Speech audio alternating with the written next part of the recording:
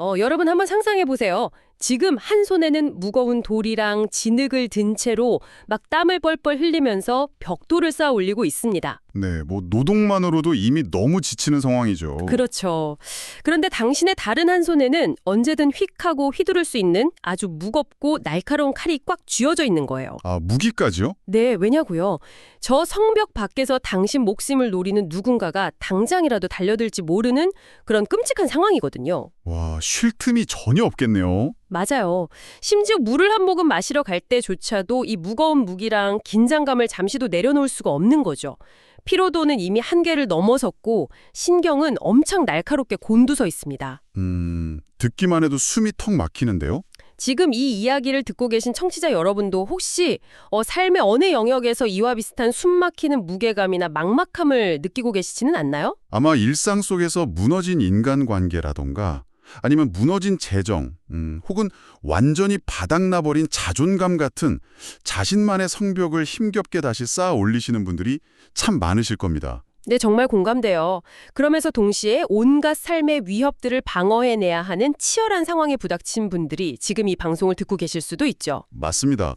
그래서 오늘 우리가 아주 깊고 세밀하게 들여다볼 이 자료가 바로 이 숨막히는 한계 상황, 그러니까 절망의 한복판에 선 인간의 내면을 다루고 있습니다. 네, 기대가 되네요. 오늘 살펴볼 자료는 2026 3월 15일에 전해진 예산중앙교회 주일 설교문인데요. 표면적으로는 수천 년 전인 느헤미야 사장의 고대 예루살렘 성벽 재건 현장을 다루고 있습니다. 네, 유명한 역사적 사건이죠. 하지만 이 자료를 꼼꼼히 분석해보면요. 그 두려움에 완전히 압도된 연약한 인간이 어떻게 심리적인 붕괴를 막아내고 영적인 시선을 되찾는지 그 아주 정교한 통찰이 담겨 있더라고요. 맞아요.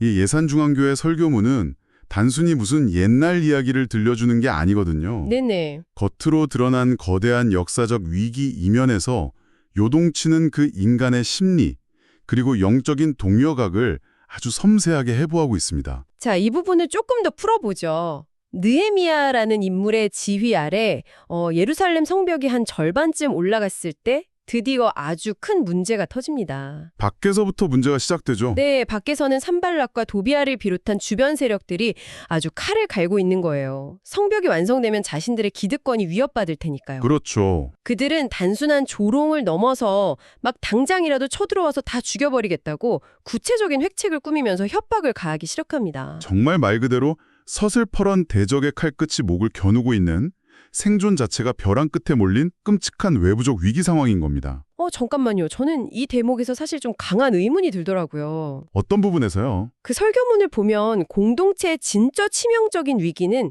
밖에서 오는 외부의 칼날이 아니라 그들 내부에서 들불처럼 번진 낙심에서 시작되었다고 지적하잖아요. 네, 아주 정확히 짚어냈죠. 백성들이 막 흙무더기가 너무 많고 우리는 힘이 다 빠져서 더 이상 건축을 못하겠다고 포기 선언을 하거든요. 그렇죠. 본문에 그렇게 나옵니다. 그런데 전문가님, 당장 코앞에 정교군이 막 칼을 들고 쳐들어오게 생겼고 나는 돌을 나르느라 녹초가 되었는데 무서워서 다 팽개치고 도망치고 싶어지는 건 너무나 당연한 인간의 생존 본능 아닌가요?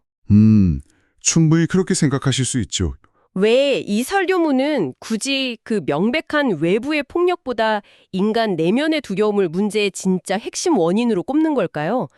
제가 만약 거기에 있었어도 너무 무서웠을 것 같거든요. 아주 예리하고 중요한 질문입니다. 그 부분의 메커니즘을 제대로 이해하려면요. 이 설교문이 인간의 감정을 분석하기 위해 원어에서 가져온 히브리어 단어 하나를 살펴볼 필요가 있습니다. 아, 원어요? 어떤 단어죠? 바로 야레라는 단어입니다. 야레. 네.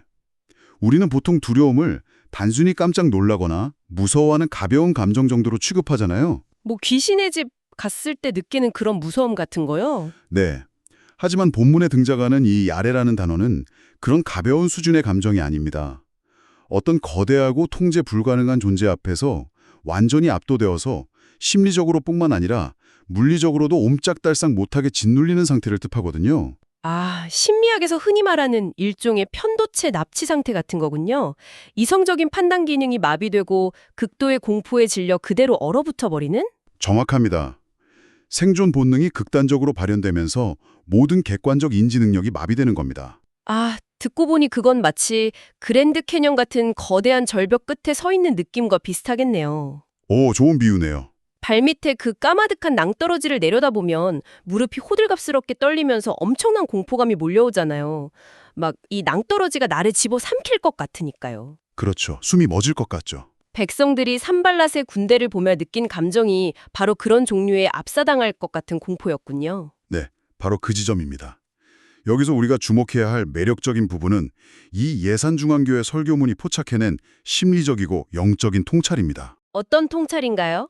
이 아래라는 강렬한 감정 자체가 무조건 나쁘거나 피해야 할 대상이 아니라는 점입니다. 네. 공포감이 나쁜 게 아니라고요? 네, 같은 성경 구절 안에서 느헤미야는 두려움에 떠는 백성들에게 이렇게 외칩니다. 너희는 그들을 두려워하지 말고 지극히 크시고 두려우신 하나님을 기억하라. 아, 거기서도 하나님을 향해. 맞습니다. 여기서 놀라운 점은 하나님을 향해서도 똑같은 단어인 야레를 사용했다는 겁니다. 와, 그건 생각지 못한 포인트네요. 적들 앞에서도 야래하고 하나님 앞에서도 야래한다고요? 그럼 감정의 본질 자체가 같다는 뜻인가요? 그렇습니다. 인간이라는 존재는 본질적으로 자신보다 압도적으로 거대한 어떤 대상 앞에서는 무조건 야레라는 반응을 보이도록 설계되어 있다는 뜻이죠. 아하. 결국 두려움이라는 감정은 내 안에 담력이 얼마나 많냐, 적으냐, 즉 내 개인의 멘탈이 얼마나 강하냐의 문제가 아니라는 통찰입니다. 두려움이 멘탈 싸움이 아니다. 그럼 도대체 무엇의 문제인 거죠? 철저한 시선의 문제라는 겁니다. 시선이요? 네. 내가 지금 눈을 뜨고 인식하는 대상 중 무엇을 더 크고 거대하게 보고 있느냐에 따른 아주 자연스러운 결과값일 뿐입니다. 아까 제가 들었던 그랜드 캐니언 비유를 다시 가져와서 생각해보면 확 와닿네요. 네. 어떻게 적용해 볼 수 있을까요? 그 절벽 밑에 까마득한 낭떠러지에만 시선을 딱 고정하면 뼛속까지 시린 공포에 질리지만 고개를 들어서 그 끝없이 펼쳐진 장엄한 지구의 스케일이나 태양을 바라보면 네네. 그 똑같이 압도당하는 감정이 일종의 황홀한 경외감으로 바뀌잖아요. 똑같은 생리적 떨림인데 어떤 렌즈를 통과하느냐에 따라 공포가 되기도 하고 경외가 되기도 하는 거군요. 완벽한 적용입니다. 적들의 칼날과 산조가미처럼 쌓인 흙무더기를 내 삶의 가장 거대한 실체로 인식한다면 당연히 그 원수들 앞에서 야래하며 공포에 짓눌리겠죠. 그렇겠네요. 하지만 그 끔찍한 폭력의 위협보다 천지 만물을 지으신 하나님을 훨씬 더 크고 압도적인 존재로 바라본다면 어떻게 될까요? 시선이 바뀌는 거네요. 맞습니다. 그 순간 공포와 위축됨은 하나님을 향한 거룩한 경외심과 든든함으로 방향을 틉니다. 설교문은 바로 이 내면의 시선의 전환만이 개인과 공동체의 완전한 분결을 막아내는 유일한 열쇠라고 설명하고 있습니다. 정말 놀랍도록 명쾌한 관점의 전환이네요. 그러니까 두려움이라는 감정 자체를 억지로 없애려고 막 발버둥 치는 게 아니라 나를 압도하는 그 감정의 초점을 상황에서 하나님께로 돌려버리는 거군요. 바로 그겁니다. 하지만 전문가님, 여기서 저는 한 번 더 현실적인 반론을 던져보고 싶습니다. 네, 말씀해 보시죠.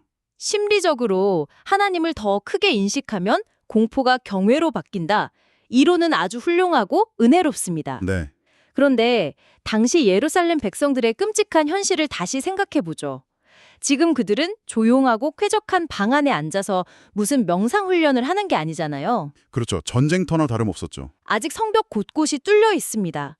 코앞에서는 당장이라도 피를 볼 것처럼 살기를 뗀 적들이 진을 치고 있어요.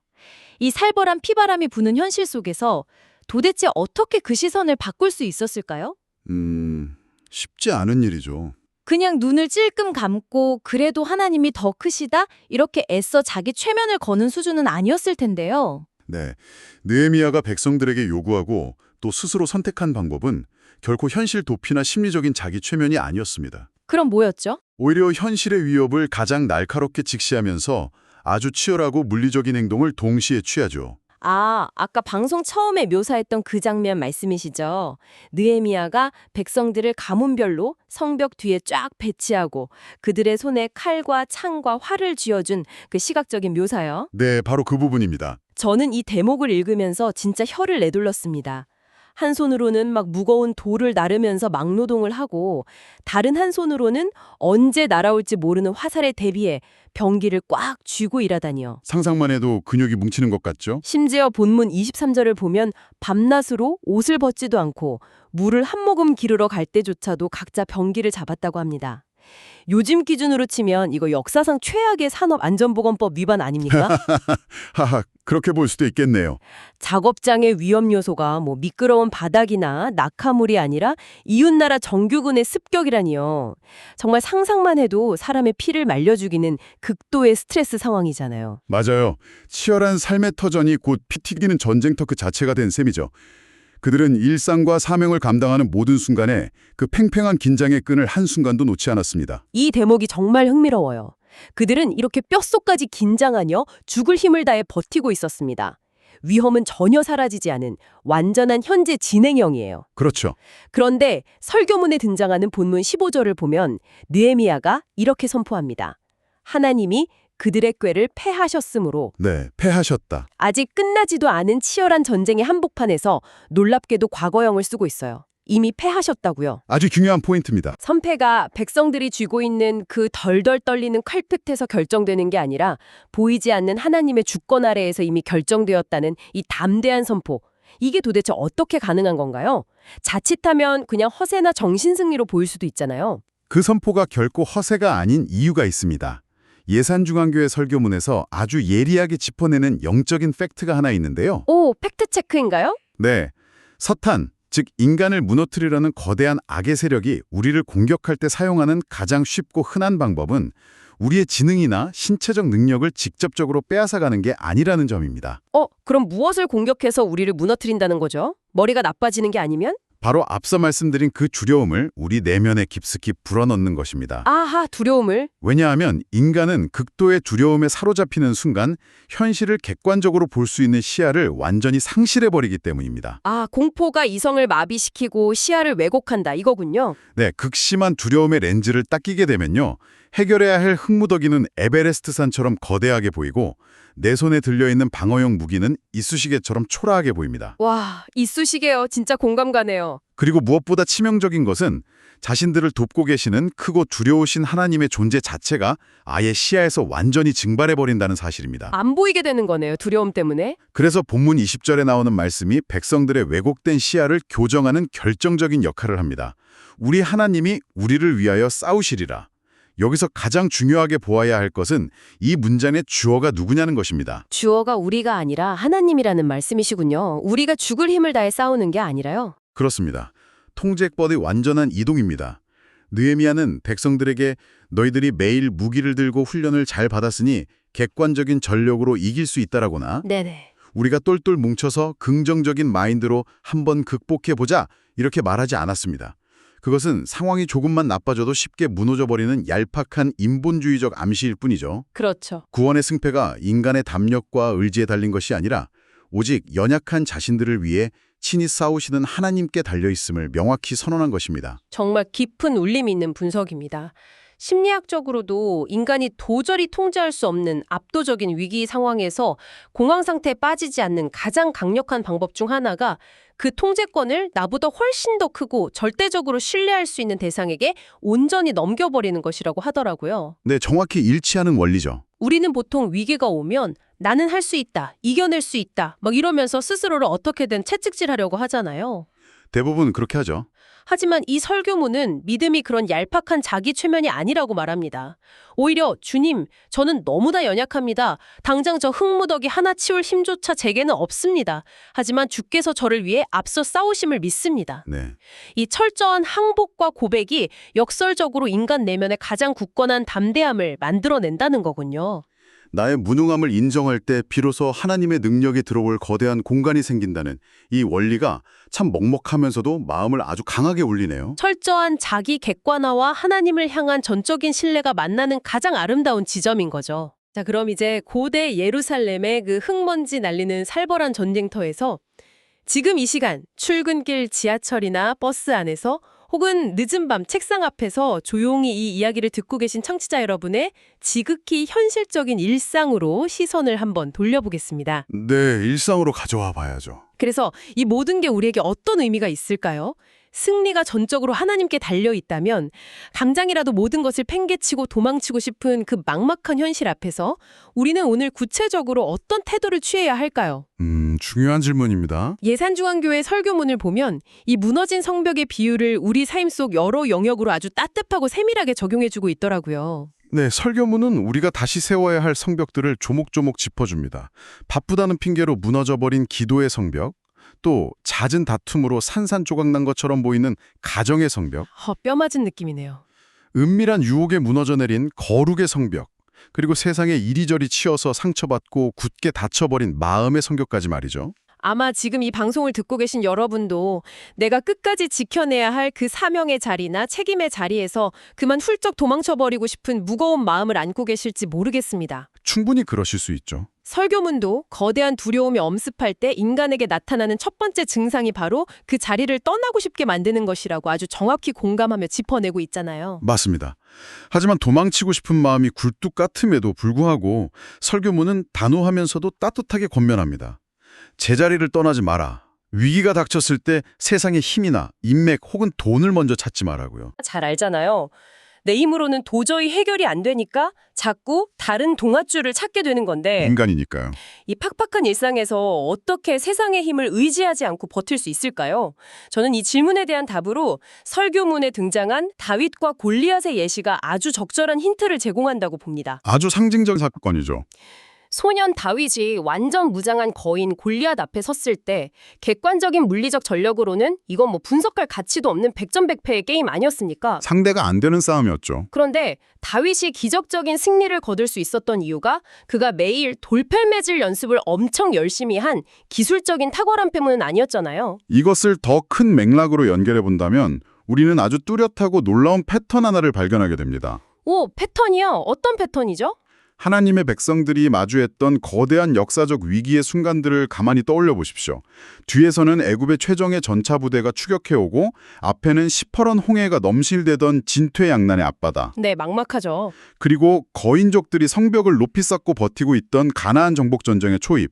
또 나라가 멸망하고 모든 것을 잃어버린 채 바벨론 포로 생활을 마치고 돌아온 그 폐허의 귀환까지. 전부 다 최악의 위기 상황들이네요. 이 모든 결정적인 사건에서 인간들은 늘 압도적인 대적의 위협 앞에서 극도의 두려움에 사시나무 떨듯 흔들렸습니다. 늘 두려워하고 흔들리고 넘어졌죠. 우리는 연약한 인간이니까요. 네, 하지만 그들이 도저히 불가능해 보이는 상황 속에서도 최종적으로 승리할 수 있었던 본질적인 이유는 단 한 번도 그들 내면의 굳건함이나 전술의 탁월함에 있지 않았습니다. 그럼 어디에 있었나요? 그들이 생존하고 승리할 수 있었던 유일한 이유는 바로 하나님께서 너희와 함께 하시며 대신 싸우신다는 그 맹렬한 약속 하나뿐이었습니다. 아, 약속. 이 예산중앙교회의 설교문은 지금 일상을 살아가는 우리 성도의 영적 싸움이 어떤 성격을 띠고 있는지 아주 명확하고 새로운 프레임으로 정의합니다. 성도의 싸움은 내가 내 힘과 지능을 다 쥐어짜내서 승리를 새롭게 만들어내는 고단한 싸움이 아니라는 것입니다. 아, 내가 스펙을 쌓고 막 능력을 키워서 승리를 쟁취해내는 게 아니다. 그렇습니다. 우리의 싸움은 이미 예수 그리스도께서 십자가와 부활의 사건을 통해 영적으로 완벽하게 이루어 놓으신 그 결정적이고 최종적인 승리를 꽉 붙들고 그 확정된 승리 위에서 내려다보며 싸우는 것입니다. 와, 그건 정말 관점을 송두리째 뒤집는 이야기네요. 이기기 위해서 막 피 터지게 싸우는 게 아니라 이미 완벽하게 이겨놓은 싸움판에 들어가서 그저 승리의 깃발을 꽂기 위해 한 걸음씩 나아가는 거군요. 맞습니다.